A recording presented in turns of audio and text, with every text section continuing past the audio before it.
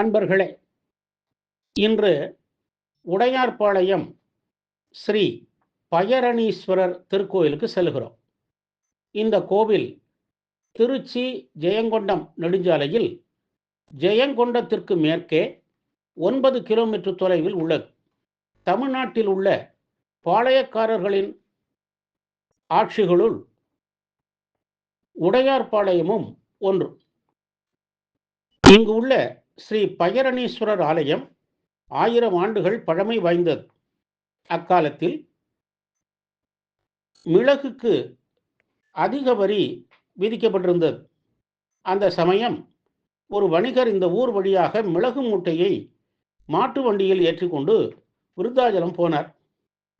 மிளகுக்கு அதிக வரி என்பதால் மூட்டையில் இருப்பது பயறு என பொய் கூறி குறைந்த வரி செலுத்திவிட்டு சென்றார். விருத்தாச்சலம் சென்று மூட்டையை பிரித்து பார்க்கும்போது மிளகெல்லாம் பயராக இருப்பது கண்டு அதிர்ச்சி அடைந்தார். தான் பொய் சொல்லி சென்றதற்கு இந்த தல சிவபெருமான் கொடுத்த தண்டனை என்பதை உணர்ந்தார் அந்த வியாபாரி. பின்பு இங்கு வந்து இறைவனை வழிபட்டு மன்னிப்பு கோரினார்.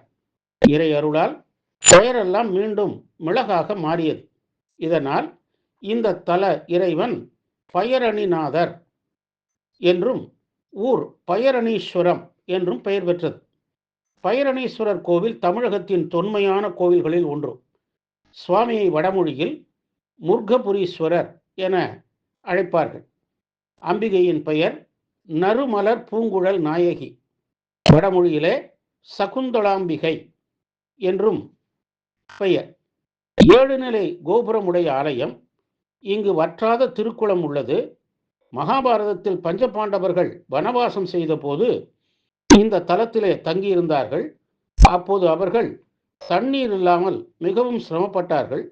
அதனால் இந்த வறட்சியை போக்க விநாயகரை வேண்டி வழிபட்டார்கள். அதனால் அர்ஜுனரின் காண்டீபத்தை வளைத்து அம்பு எய்து விநாயகர் இந்த குளத்தை உருவாக்கினார். அப்போதிருந்து இந்த குளத்தில் நீர் வற்றுவதே இல்லையாம். அர்ஜுனனின் காண்டீப வெள்ளை வளைத்து கொடுத்தவர் என்பதனாலே இங்குள்ள பிள்ளையார் வில் வளைத்த பிள்ளையார் எனப்படுகிறார். திருக்குளமும் காண்டீப தீர்த்தம் எனப்படும். இந்த ஆலயத்திலே பிரதோஷ காலத்தில் விளக்கேற்றி வழிபாடு செய்தால் திருமணப்பேறு கிட்டிடும். வெள்ளிக்கிழமை ராகு காலத்தில் துர்க்கைக்கு நெய்விளக்கு ஏற்றி வழிபட்டால் ராகு தோஷம் நீங்கிடும். ஆண்டுதோறும் நடராஜருக்குரிய 6 அபிஷேகங்களும் இங்கே மிக சிறப்பாக நடைபெறும். பங்குனி திருவிழா, சித்ரா பௌர்ணமி, வைகாசி விசாகம், ஆடிப்பூரம், விநாயகர் சதுர்த்தி, நவராத்திரி, அன்னாபிஷேகம், திருக்கார்த்திகை, மகா சிவராத்திரி, பிரதோஷம் போன்றவை இங்கு விழா நாட்கள். பௌர்ணமி நாளில் ஆலயத்தையும் திருக்குளத்தையும் வலம் வந்து வணங்கினால் கைலாயத்தை சுற்றி வந்த பலன் கிடைத்திடும். இந்த தலம் நவகிரக பரிகார தலமாக விளங்குகிறது. கைலையை வணங்கிய பலன் தரும் உடையார்பாளையம் ஸ்ரீ பயரணீஸ்வரரை வழிபட்டு நல்லருள் பெறுவோமாக. ஓம் நம சிவாய.